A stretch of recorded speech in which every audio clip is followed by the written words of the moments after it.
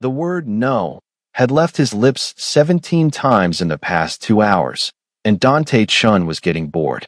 He sat in the leather booth of Noir, the most exclusive bar in Manhattan, where deals worth billions were made over whiskey that cost more than most people's mortgages, and watched another suit approach his table with another proposal he didn't want. Marriage. Always marriage. His father's associates seemed to think that if they threw enough daughters at him, eventually one would stick, like he was some prize to be won through persistence rather than a man who'd made it very clear he wasn't interested in being sold like cattle. Dante Chun, 30 years old, looked like Sin dressed in a three-piece Armani suit, all sharp angles and dangerous edges, his Korean heritage evident in his sharp cheekbones and dark, intelligent eyes, a thin scar running through his left eyebrow from a fight that had taught him never to trust family, black hair styled back perfectly, and tattoos hidden beneath expensive fabric that told stories of violence most people couldn't imagine. He'd inherited the Chun crime family at 25 when his uncle tried to kill him and failed, and in 5 years he'd turned a struggling operation into an empire that stretched from New York to California, built on fear and respect in equal measure.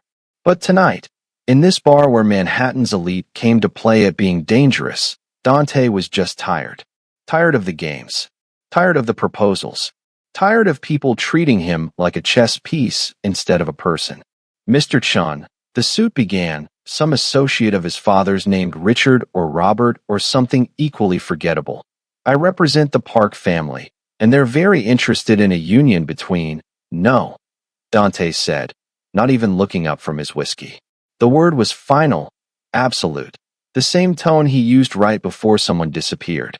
But you haven't heard the offer, the man protested, and Dante could hear the desperation, could smell the commission this guy was hoping to make.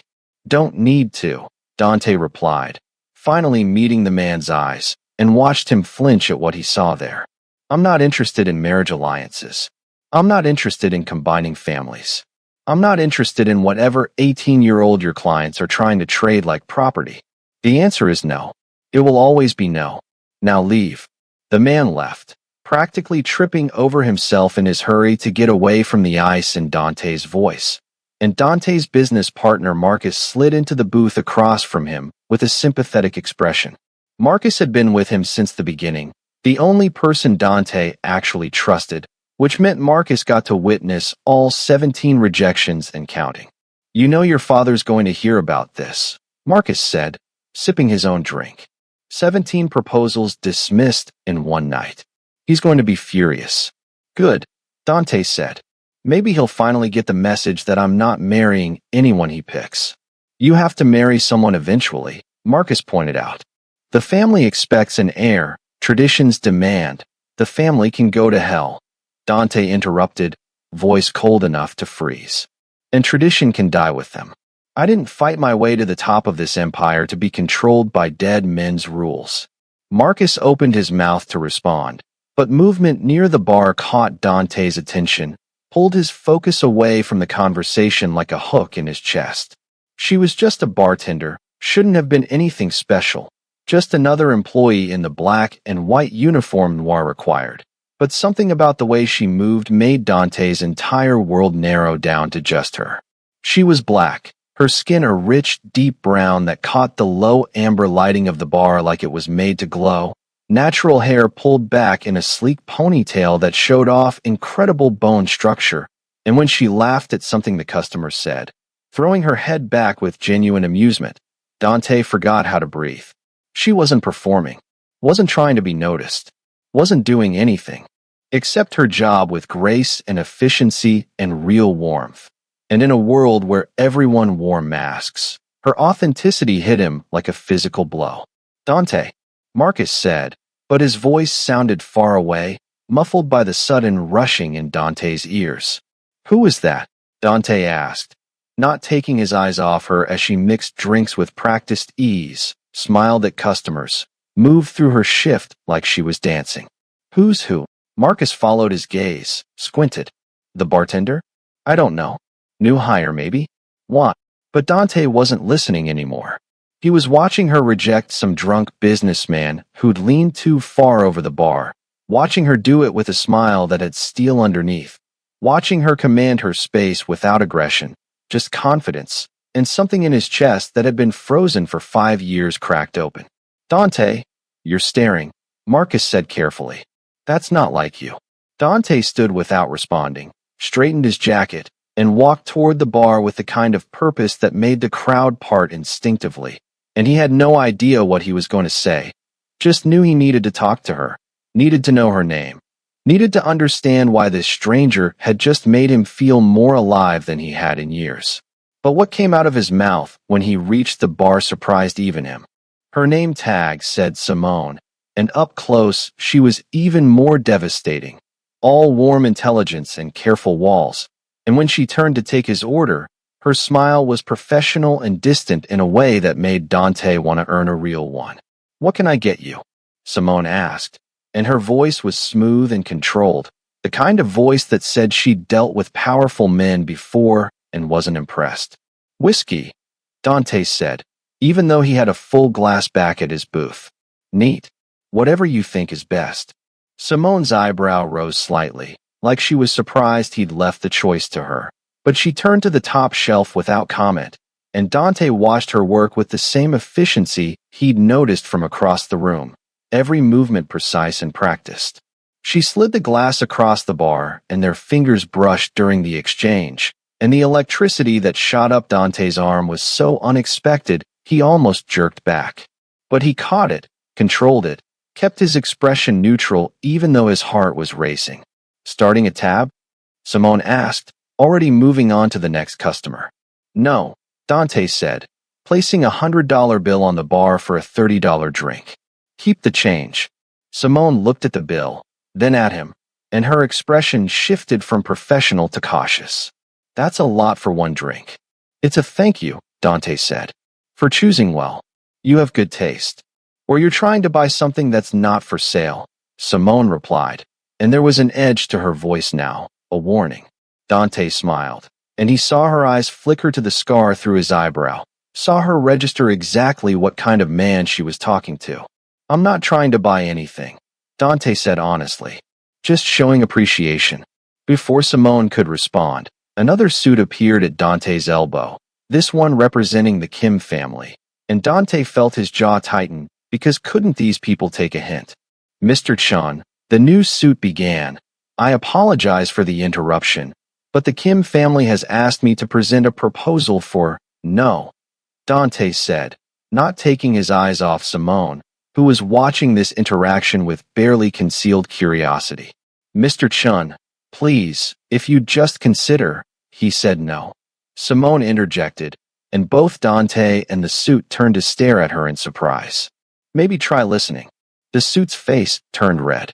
This is a private conversation.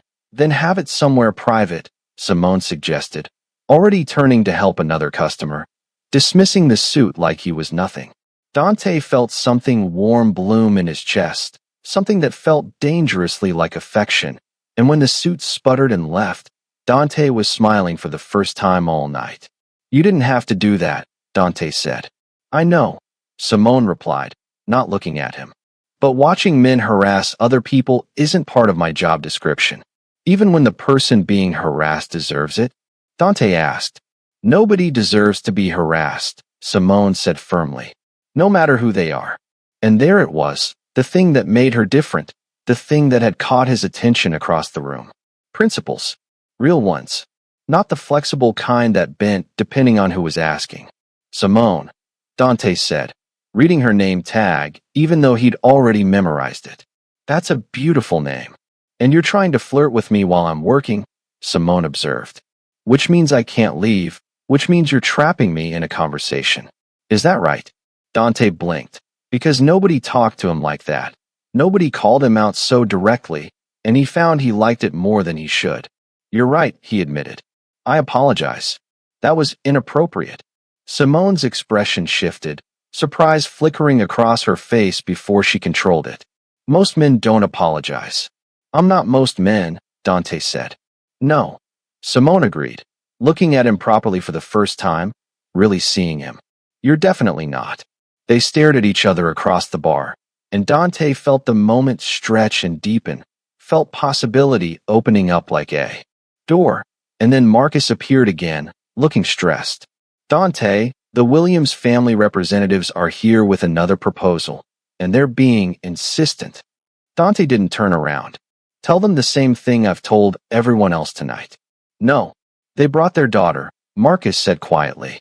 She's waiting in the back room. They want you to at least meet her before you refuse. No.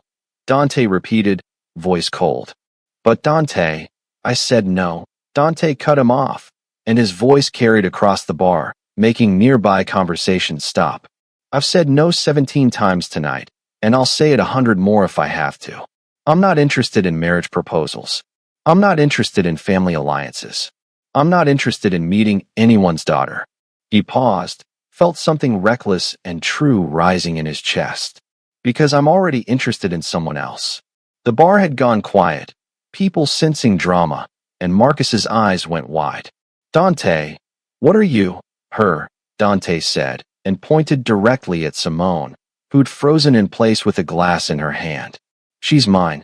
The words hung in the air like a declaration of war, and Simone's expression shifted from surprise to furious so fast it should have been funny, except Dante suddenly realized he might have made a terrible mistake.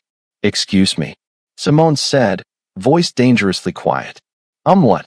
But the damage was done, the claim was made, and everyone in the bar had heard it, which meant by morning all of Manhattan would know that Dante Chun had publicly declared a bartender as his, had chosen her over every family alliance offered to him. And Dante, watching Simone's eyes flash with anger, realized he'd either just found something extraordinary or destroyed it before it could begin. Possibly both. Simone set the glass down with enough force to crack it, her hands shaking with rage, and Dante realized he was about to experience something he hadn't felt in years. Consequences. Your office, Simone said to her manager, who'd appeared at the commotion. Now, and you, she pointed at Dante, are coming with me because we're going to have a conversation about consent and basic human decency. Then she walked away toward the back without waiting to see if he'd follow. And Dante found himself actually obeying, Marcus staring after him with an expression that said, "You're on your own for this one." The office was small and cramped, filled with liquor inventory and paperwork, and the moment the door closed, Simone rounded on him with fire in her eyes. "What the hell was that?" she demanded. "You don't know me. You don't own me. You certainly don't get to tell a room full of people that I'm yours like I'm property you just claimed. Who do you think you are?" "I'm sorry," Dante said immediately, because she was right, because he'd let possessiveness override basic respect. "You're right. That was completely out of line." "Damn right it was," Simone said, pacing in the small space. "I have a life. I have a job. I have my own plans that don't include being some rich guy's trophy or statement piece or whatever you think I am." "I don't think you're any of those things," Dante said quietly. "Then what do you think?" Simone challenged. "Because from where I'm standing, you just used me to make a point to those business people, and now I'm going to be the gossip story for every wealthy person in Manhattan, and I didn't ask for any of this." Dante looked at her, really looked at her, and made a choice he'd probably regret. "I think you're the first person in 5 years who's looked at me like a human being instead of a weapon or a wallet. I think when you laughed earlier, something in me that's been dead woke up. I think I panicked because I've dismissed 17 marriage proposals tonight from women I don't know and don't want, and then I saw you and wanted with a desperation that terrified me. So I claimed you in the most primitive, stupid way possible because I'm an idiot who forgot how to talk to real people." Simone stopped pacing, stared at him. "That's either the most honest thing I've ever heard or the best line." "It's the truth," Dante said. "And I'm sorry. You deserved better than being used as a shield against my family's expectations.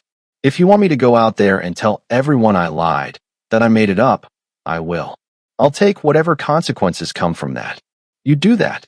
Simone asked. "Damage your reputation over a bartender you just met." "You're not a bartender," Dante said.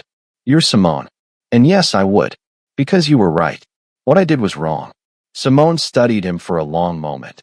and Dante felt like he was being weighed and measured by someone who actually mattered, and the feeling was terrifying and exhilarating at once. "Who are you?" she finally asked. "Really, not the suit and the money and the proposals. Who are you?"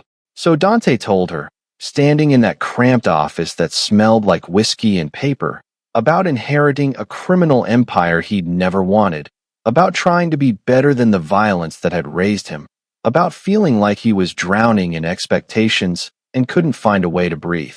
And Simone listened without interrupting, without judging, just listening, and when he finished, she was quiet for a long moment.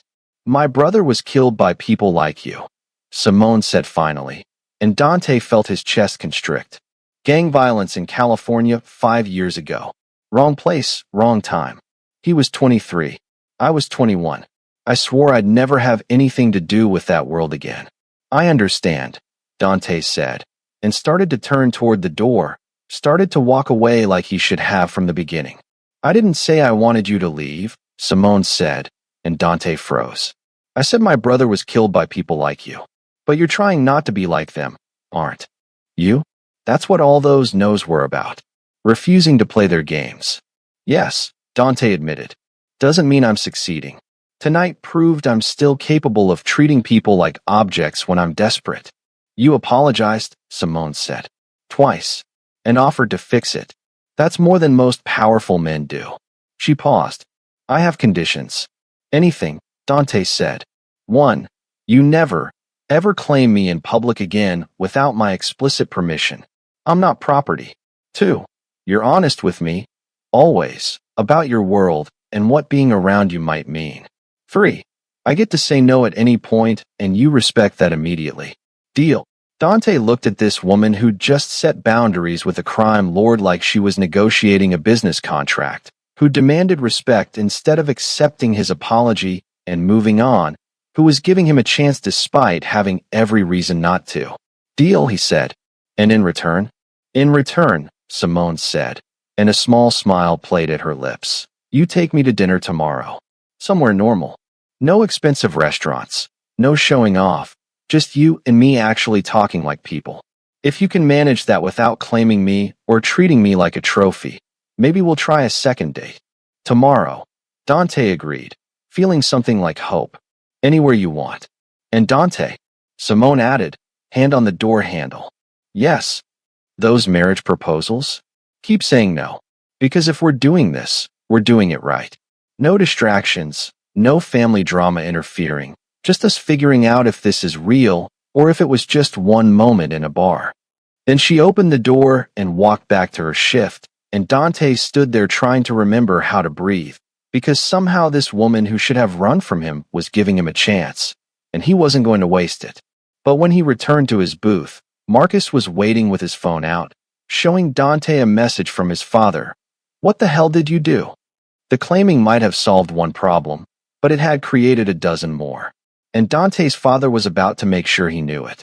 Dinner the next night was at a tiny Vietnamese restaurant in Queens that Simone picked, the kind of place where Dante's suit looked ridiculous and the food was incredible and nobody cared who he was. And for 3 hours he forgot about the empire and the threats and just talked to a woman who made him laugh. Simone told him about growing up in California with dreams of being a writer, about moving to New York 5 years ago to escape grief and finding it waiting for her here too, about working 3 jobs while trying to finish her degree, about refusing to give up even when the city tried to grind her down. "You're extraordinary," Dante said when she finished, and he meant it in a way he'd never meant anything. "I'm tired," Simone corrected, but she was smiling. "Extraordinary and tired aren't mutually exclusive," Dante pointed out. "Can I walk you home?" So he did, and at her door in Brooklyn, Simone looked at him with those intelligent eyes and said, "Your world is going to come for this, isn't it? For us." "Probably," Dante admitted, because he'd promised honesty. "My father's already furious. The families whose proposals I rejected are insulted. And the fact that I chose you, that I claimed you publicly, it's seen as weakness." "Is it?" Simone asked. "Choosing me. It's the strongest thing I've ever done," Dante said. "Because you scare me more than any enemy I've ever faced. You make me want things I thought I'd buried. You make me hope. Simone kissed him then, soft and sweet and terrifying, and when she pulled back, her eyes were serious. I'm scared too, she admitted. But I want to try. Just be ready, okay? Because if your world comes for me, I'm going to fight back. I wouldn't expect anything less, Dante said. They had 2 perfect weeks, stolen moments between her shifts and his business, dinners and long walks and conversations that stretched until dawn, and Dante felt himself falling in a way that should have terrified him, but instead felt like coming home. But on the 15th day, Simone's roommate called Dante in a panic.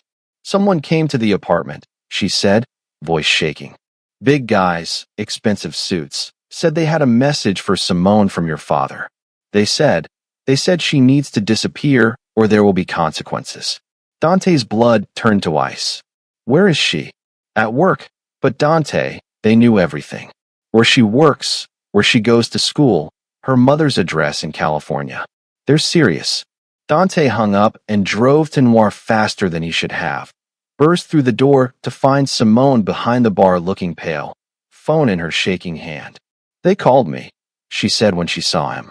Your father's people. They said I'm a distraction you can't afford. That if I don't leave New York by tomorrow, accidents happen. You're not going anywhere, Dante said, moving behind the bar to pull her close. I'll handle my father. I'll make this right. How? Simone asked, and there were tears in her eyes. Dante, he threatened my mother. My family. I can't. I won't put them at risk because I fell for you. Then I'll leave, Dante said desperately. I'll walk away from the family, from the empire, from all of it. We'll go somewhere he can't reach us. And then what? Simone asked. You live in hiding? Give up everything you've built? Resent me eventually for making you choose? I would never. You would, Simone interrupted gently. Maybe not now, maybe not in a year, but someday you'd wonder what you could have been if you hadn't run. And I won't be the reason you lose yourself. So what are you saying? Dante asked, even though he knew, even though he could see it in her eyes. I'm saying this was beautiful, Simone whispered. But it's over. Your world won't let it be anything else. She kissed him one last time, tasting like salt and regret, and then she walked away, left him standing in the bar where he'd claimed her, and Dante felt something inside him break that he didn't think would ever heal. He went to his father's office with murder in his eyes, ready to burn the whole empire down, but his father was waiting with cold eyes and colder words. She's gone by now, his father said. Smart girl. Took the money we offered and left the city. You can stop playing hero. You're lying, Dante said. Am I? His father showed him a bank transfer, Simone's name on it, $50,000, and Dante felt the ground shift beneath him. Everyone has a price, son. Even your bartender. Now, the Williams family is still willing to overlook your embarrassment if you agree to meet their daughter properly. Dante stared at the transfer, at proof that Simone had taken money to leave, and felt everything he'd hoped for crumble to dust. But something didn't fit, something felt wrong, because Simone had conditions and boundaries and principles that didn't bend. When did she take this? Dante asked. This morning, his father said. After we made it clear the alternative was her mother's medical care disappearing. She made the smart choice. And there it was, the truth underneath the lie, because his father wasn't above blackmail dressed as generosity. Simone hadn't taken money to leave. She'd taken it to save her mother, and the difference mattered. You threatened her family, Dante said quietly. I protected you from a distraction, his father corrected. Now you'll marry the Williams girl and stop this foolishness. Dante looked at his father, at the man who'd taught him that power mattered more than people, and made a choice that would change everything. No, he said, and you're done giving me orders. Then he walked out, got in his car, and drove to Brooklyn to find the woman who'd walked away to save him. Simone's apartment was dark when Dante arrived, but her roommate let him in with red eyes and a tight expression. She left 2 hours ago, her roommate said. Took a bus to California. Said she needed to be with her mom. That staying here was too dangerous. Did she leave anything? Dante asked desperately. A note? An address? Just this, her roommate said, handing him an envelope with his name on it. Inside was the simplest, most devastating letter Dante had ever read. I took their money because my mother needs surgery she can't afford, and they promised to pay for it if I left. I'm sorry I couldn't be braver. I'm sorry I couldn't fight your world. I'm sorry I fell for you knowing it couldn't last. Thank you for 2 weeks of feeling like myself. Be the man you want to be, not the one they expect. Dante stood there holding the letter, and something crystallized in his chest, something clear and absolute. He'd spent 5 years running an empire he'd never wanted, making decisions based on what was expected rather than what was right, and it had brought him nothing but emptiness. Until Simone smiled, and everything changed. He pulled out his phone and made 3 calls. First to his lawyer, second to his accountant, third to Marcus. By morning, the news was everywhere. Dante Chun was stepping back from active management of the family business, installing trusted lieutenants to handle day-to-day operations while he transitioned everything to legitimate enterprises. No more gray areas. No more violence. No more being the weapon his father had sharpened. His father called him a fool and a traitor. The families whose proposals he'd rejected celebrated his perceived weakness. Marcus asked him if he was sure, really sure, about burning bridges this way. I've never been more sure of anything, Dante said. Now help me find her. It took 3 days of searching, calling in favors, using every resource he had, before Marcus found her in a small town in Northern California, working at her mother's favorite cafe while her mother recovered from surgery. Dante flew out immediately, didn't tell her he was coming, just showed up at the cafe at 2 in the afternoon when the lunch rush had died down, and when Simone turned around and saw him, she dropped the coffee pot she was holding. Dante, she breathed, like she couldn't believe he was real. What are you doing here? Keeping my promise, Dante said. The one about being honest. So here's the truth. I don't care about the empire. I don't care about my father's approval. I don't care about family alliances or marriage proposals or any of it. I care about you. Just you. Dante, you can't just... I restructured everything, Dante interrupted. The business is legitimate now, or will be within 6 months. I'm out of the violence, out of the games. I'm just a man trying to build something better. And I'm here because I want to build it with you. You gave up your empire, Simone said slowly. For me, I gave up a prison, Dante corrected. You gave me the key to walk out. Now I'm asking, begging really, for you to give me a chance to prove that what we had was real. Simone's eyes filled with tears. Your father has no power over me anymore, Dante said. I made my choice. And I choose you, Simone. Every time, I choose you. I took their money, Simone admitted. For my mom's surgery. I know what that makes me. It makes you someone who loves her family, Dante said gently. Someone who made an impossible choice under threat. It doesn't make you anything except strong. Simone looked at him for a long moment, tears streaming down her face, and Dante held his breath waiting for her verdict. I have conditions, she finally said, and Dante felt hope explode in his chest. Always, Dante agreed. 1. We do this slow. No more public claims, no rushing, just dating like normal people. 2. You really transition the business to legitimate operations, no backsliding. 3. You meet my mother, and if she doesn't like you, we're done. Dante laughed, feeling lighter then. He hadn't days. Deal. Can I add one condition? What? That when you're ready, when we've done this slow and right and proven it's real, you let me claim you again. Properly this time. With your permission. Simone smiled, that real genuine smile that had started everything. Ask me in a year. I'll ask you in a year, Dante promised. And he did, exactly 1 year later, standing in the same cafe in Northern California, getting down on one knee in front of Simone's mother and the entire town, and asking Simone not if she'd be his, but if he could be hers. Yes, Simone said, laughing and crying at the same time. Yes, you can be mine. Completely, totally, officially mine. And Dante slid a ring on her finger and knew that he'd dismissed every proposal in the world to find the only one that mattered. The wedding was small, held in a garden in Connecticut with close friends and family, and when Dante stood at the altar waiting for Simone, He thought about the night in the bar when he'd claimed her without permission, about how far they'd both come from that moment of possessive stupidity to this moment of mutual choosing. Simone walked down the aisle in a simple white dress, her mother on one arm and Marcus on the other, and she was so beautiful it hurt to look at her, and when she reached him, Dante felt tears in his eyes. "Hi," Simone whispered. "Hi," Dante whispered back. "You ready for this?" "I've been ready since the night I saw you laugh," Dante admitted. "I just had to become worthy of you first." "You were always worthy," Simone said. "You just needed to believe it." They said their vows, promised forever, and when the officiant said, "You may kiss the bride," Dante kissed her like she was oxygen and he'd been drowning, and distantly heard their friends cheering. "Mine," Dante murmured against her lips. "Ours," Simone corrected, smiling. "We belong to each other now." And it was true, had been true from the moment their eyes met across a bar, would be true until their last breath. That night at the reception, Simone pulled him aside and said, "I have something to tell you." "Should I be worried?" Dante asked.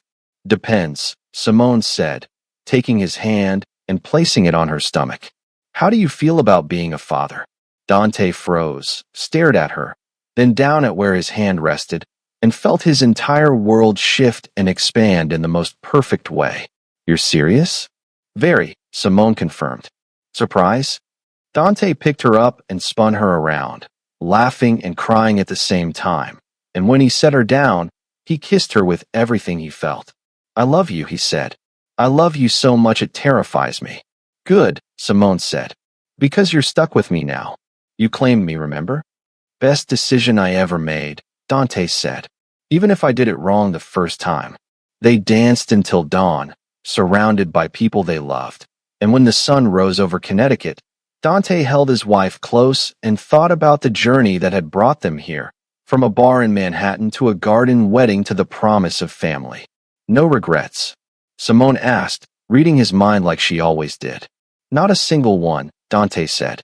"You? Only that it took you so long to find me," Simone said.